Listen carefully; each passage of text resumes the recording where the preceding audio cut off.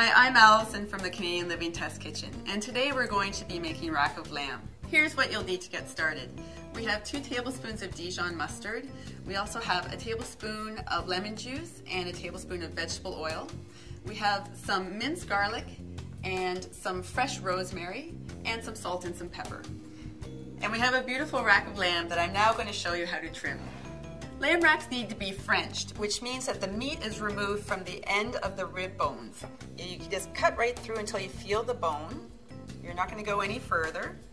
And then just work your knife along and remove this excess fat and meat. And I'm just going to remove the meat from in between the individual racks. So we're just going to work our way along.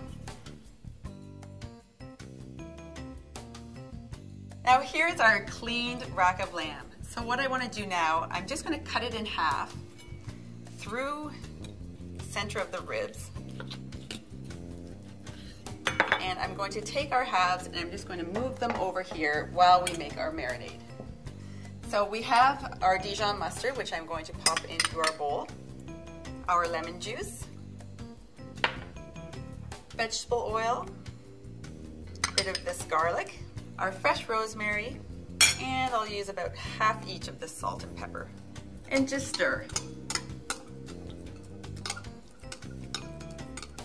You can avoid the ribs, just get it on the meat part of the lamb itself. Now our lamb has been marinated in the fridge for 30 minutes, and now they're ready to go into the oven. But what I want to do first, to stabilize the rack of lamb, I'm going to intertwine the rib bones and create what's known as a guard of honor. This is going to stabilize the rib bones while it's cooking in the oven. The next thing I want to do is I want to protect these rib bones, otherwise they could char in the oven.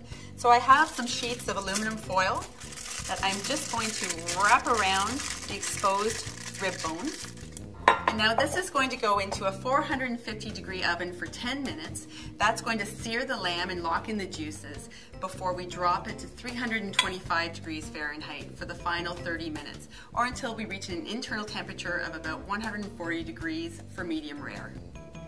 Now our rack of lamb is out of the oven and we've had it tented with aluminum foil for 10 minutes. That will help retain the heat and help the juices within the lamb to redistribute.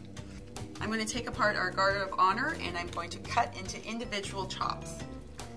To do so, hold by the rib bones and simply follow your knife down and in between these chops.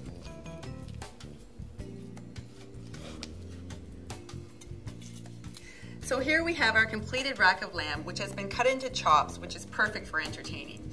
We've drizzled it with a little bit of balsamic glaze, and now I'm just going to garnish with a little bit of fresh rosemary. For more great tips and recipes, please pick up a copy of Canadian Living magazine or visit CanadianLiving.com.